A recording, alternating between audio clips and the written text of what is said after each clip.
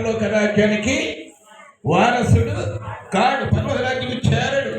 ఎందుకంటే రక్త మాంసములో ఏమున్నాయి అంటే పాప పుణ్యాలు ఉన్నాయి. రక్త మాంసములు కలిగిన వాడు దేనికి లోబడుతూ ఉంటాడంటే భయంకరమైన కష్టాలకు, భయంకరమైన పాపములకు పరిగెడుతూ ఉంటాడు. దేవునికి స్తోత్రం కలుగునగాక. మానవుడు దేవుడిచ్చిన సుఖము నుండి భయంకరంగా దూరంగా పారిపోయినప్పుడు యేసు ప్రభువు ఈ లోకానికి ఎందుకు వచ్చాడు అంటే, మానవుడు దూరం అయిపోయిన మానవుడిని దేవాతి దేవుడు తన దగ్గరికి రావటానికి మధ్య ఏది ఉంది చెప్పండి? దేని ద్వారా వచ్చాడు యేసయ్య దగ్గరికి? ఆ శిలువ మరణము ద్వారానే యేసయ్య దగ్గరకు తప్పిపోయిన ఈ మనుషుడు యేసయ్య దగ్గరకు వస్తూ ఉన్నాడు. దేవునికి స్తోత్రం కలుగునుగాక. హల్లెలూయా. పేతురు పత్రిక పరిశుద్ధ గ్రంథముల నుండి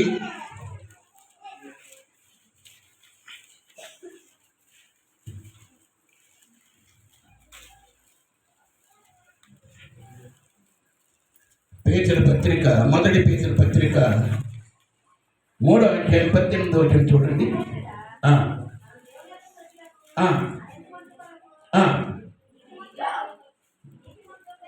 దేవుని చిత్తమలాగున్న ఎడల కీడు చేసి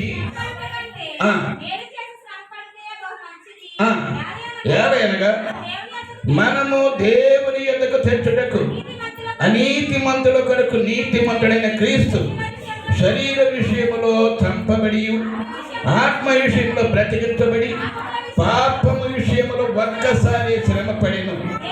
దేవుని దీర్ఘశాంతము పూర్వము నోవాహు దినములలో వాడ సిద్ధపరుచుండగా అవిధేయులైన వారి యొద్దకు అనగా చెరలో ఉన్న ఆత్మల యొద్దకు ఆయన ఆత్మరూపిగానే వెళ్ళి వారికి ప్రకటించెను. ఆ వాడలో కొందరు అనగా 8 మంది నీటి ద్వారా రక్షణ పొందెను. దేవునికి స్తోత్రం. ఆయన శిలువ మరణము ఎవరి దగ్గర తీసుకొస్తుందంట?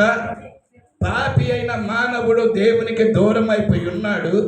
దూరం అయిపోయిన వాడిని శిలువ ప్రేమ శిలువ దగ్గర యేసయ్య దగ్గరికి ఏం చేస్తుంది? నడిపిస్తూ ఉన్నది. దేవునికి స్తోత్రం. హల్లెలూయా. శిలువ అనగా అర్థం ఏంటి అంటే శ్రమ, భయంకరమైన శ్రమ. ఆ శ్రమ కలిగినప్పుడు ఎవరు ఆదరించాడు? యేసయ్యని ప్రార్థన చేయడానికి పిలిచాడు. నాకు శ్రమ రాబోతుంది, నాకు కష్టం రాబోతుంది, నేను ఈ లోకంలో మరణించబోతున్నాను, నా రక్తము చిందించవలసి ఉన్నది అని చెప్పి పేతుర్ని, యోహానుని, యాకోబుని ఎంటబెట్టుకొని ప్రార్థన చేయడానికి వెళ్ళారు. వారిని మీరు ఎక్కడ ఉండి ప్రార్థన చేయండి, మెలకువ కలిగి ప్రార్థన చేయండి అని చెప్పి రాయి విసినంతలకెళ్ళి మోకరించాడు. తండ్రితో మాట్లాడుతున్నాడు, దేవునితో మాట్లాడుతున్నాడు. పరిశుద్ధాత్మ దేవుడు తనని ఓదారుస్తూ ఉన్నాడు. ఏమంటున్నాడంటే, యేసయ్య తండ్రి నీ చిత్తమైతే ఈ గిన్నె మా యొద్ద నుండి తొలగించు, అయినా అది నా చిత్తము కాదు, నీ చిత్తానికే నేను అప్పగించుచున్నాను. దేవునికి స్తోత్రం కలుగునుగాక. హల్లెలూయా, హల్లెలూయా, హల్లెలూయా. అంత భయంకరమైన చేదు అనుభవం తన కళ్ళ ముందు కనిపిస్తూ ఉన్నాయి. భయంకరమైన అగ్ని గుండము లాంటి మరణము తన ఎదురుగా కనిపిస్తూ ఉన్నది. శ్రమ కలుగుతూ ఉన్నది, శ్రమ రాబోతూ ఉన్నది, కష్టం రాబోతూ ఉన్నది. భయంకరమైన దుస్థితి తనని ఆవరించడం ఇంకా కొద్ది గంటల్లో తనని ఆవరించబోతూ ఉన్నది. అలాంటి శ్రమలో కూడా యేసయ్య ముఖములో ఏమాత్రము దుఃఖము కనపడలా, ఏమాత్రం వేదన కనపడలా. ఎందుకంటే నా తండ్రి నాకు ఇచ్చిన బాధ్యతను నేను సంతోషముగా నిర్వహించడానికి తన ఆత్మను నా మీద ఉంచాడు కనుక నేను దేవుని యందు సంతోషించుతున్నాను. ప్రతి ఒక్కరు కూడా మాట జ్ఞాపకం ఉంచుకోవాలి. ఏదైనా నింద వచ్చినప్పుడు అక్కడ అంటున్నాడు చక్కటి మాట, ఏమంటాడంటే మీలో ఎవడను నరహంతకులుగా కానీ, దొంగగా కానీ, దుర్మార్గుడిగా కానీ, పరుల జోలికి పోవాడుగా కానీ బాధ అనుభవింపతగదు. ఎవడైనను సిగ్గుపడక పేరును బట్టి దేవునిని మహిమ పరచవలెను. దేవునికి స్తోత్రం. నీకు ఎదురు తిట్టావు అని తిట్టుకుంటూ ఉంటారా? అప్పుడేమంటే నీవు పలానుడే నన్ను తిట్టేస్తున్నాడు, పలానుడే నన్ను కొట్టేటే కొడుతున్నాడు. ఎందుకు వస్తున్నారు? పేతురు అదే చెప్తున్నాడు. పరుల జోలికి వెళ్ళేవాడిగా నువ్వు ఉంటే ఆ శ్రమ వచ్చినప్పుడు నీకేం ప్రయోజనం లేదు. దాని గురించి దేవుడు కూడా నీకే సహాయము అందించడు. దొంగగా ఉండి శ్రమ వచ్చిందని చెప్తున్నావేమో, హంతకుడుగా ఉండి శ్రమ వచ్చిందని చెప్తున్నావేమో, భయంకరమైన పాపములో ఉండి ఈ యొక్క శ్రమ నాకు వచ్చినదని చెప్పేసని చెబుతున్నావేమో. ఆ శ్రమలు నీ శరీరాల కార్యమును బట్టి, నీ శరీరేచ్ఛను బట్టి ఆ శ్రమలు నీకు కలుగుతున్నాయి. కానీ క్రీస్తుని బట్టి వచ్చే శ్రమ ఎలాంటిది అంటే భయంకరమైన శ్రమ. అయితే మరణమా లేదా జీవమా అన్నట్లుగా దేవుని వాక్యం మనకు కనిపిస్తుంది. దేవునికి స్తోత్రం. చావైనా బ్రతుకైనా నీ కొరకే దేవుని సన్నిధిలో ఒక నిరీక్షణ క్రైస్తవుడికి ఉన్నది. ఆ నిరీక్షణ లేనివాడు క్రైస్తవుడు కాదు.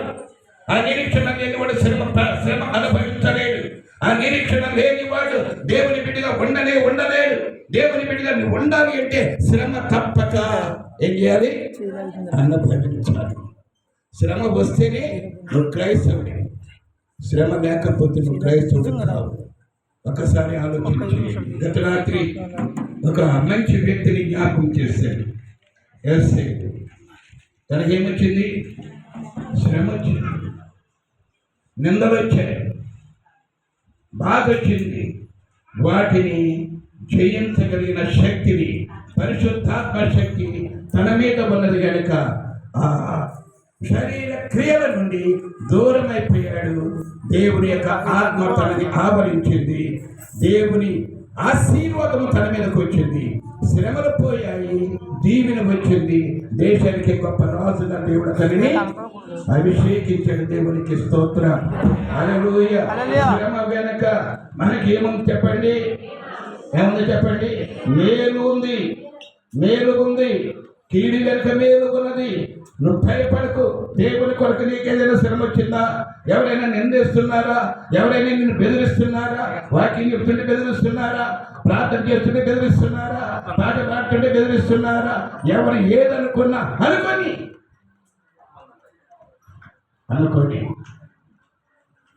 అది నీకు శ్రమే. కానీ క్రీస్తు కొరకు నువ్వు అనుభవిస్తున్నావు కనుక వాటి ఎందుకు ఏం చేయాలి? సంతోషించే బిడ్డలుగా ఉండాలి. సంతోషించగలిగిన మనసును దయచేయమని ప్రార్థన చేసే బిడ్డలుగా మనం ఉండాలి. దేవునికి స్తోత్రం. హల్లెలూయా. ప్రకటన గ్రంథంలో మనం ఒక మాటను చూద్దాం. 2వ అధ్యాయం 10వ వచనం చూడండి.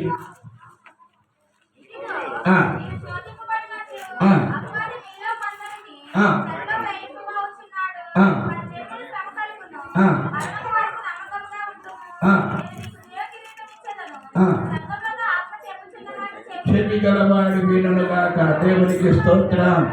హల్లెలూయా, హల్లెలూయా, హల్లెలూయా. యేసు రాజుగా వచ్చుచున్నాడు. లోకమంతా తెలుసుకుంటా యేసు రాజుగా వచ్చుచున్నాడు.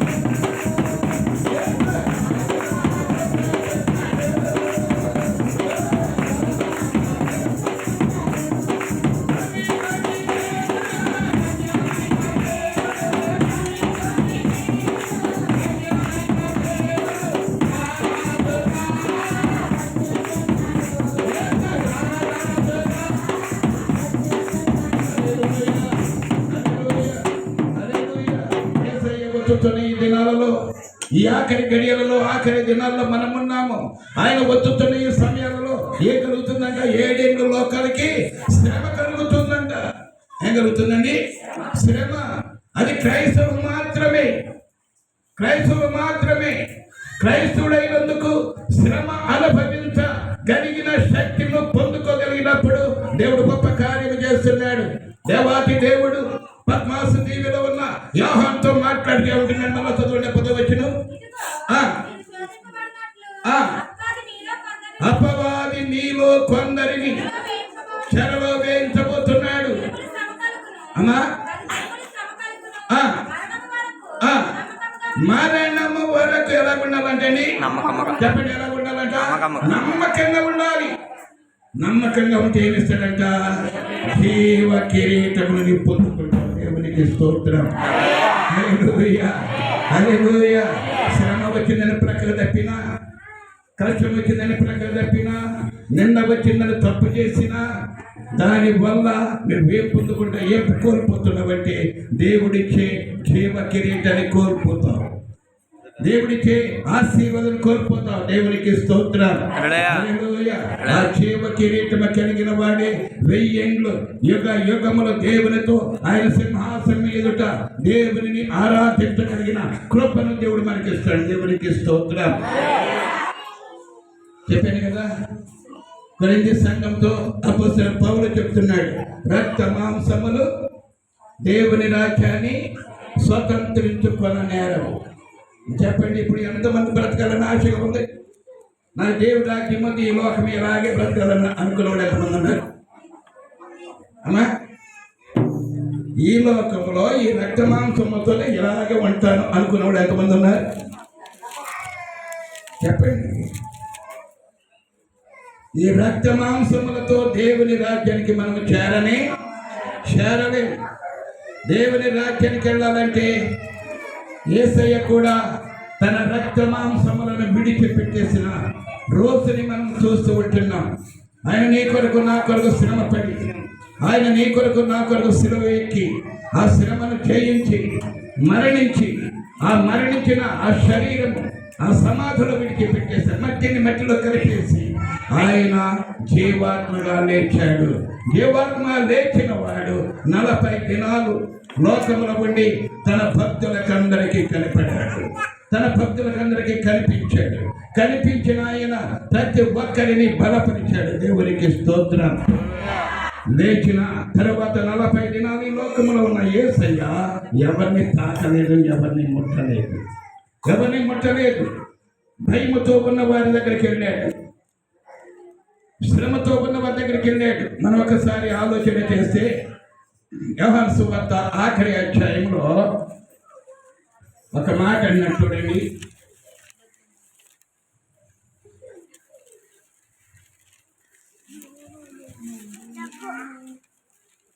యోహాను సువార్త ఆఖరి అధ్యాయం. పిల్లలారా, మీ దగ్గర 21వ అధ్యాయం 5వ వచనం. అందుకే యేసు శిష్యులు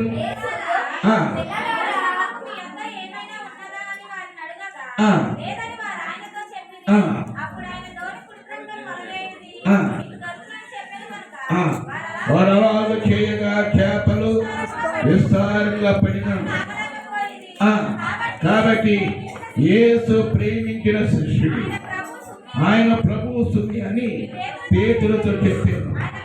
ఆయన ప్రభువు అని సీమోను పేతురు విని వస్త్రహీనుడైనందున పైబట్ట వేసి సముద్రంలో దుమికెను. దేవునికి స్తోత్రం.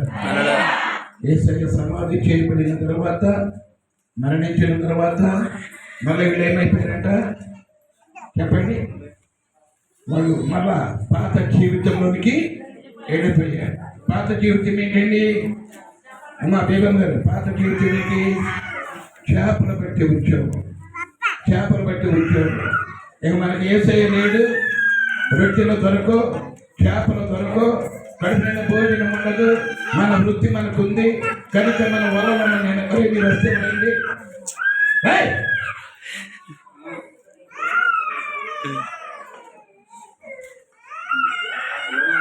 ఎవరు?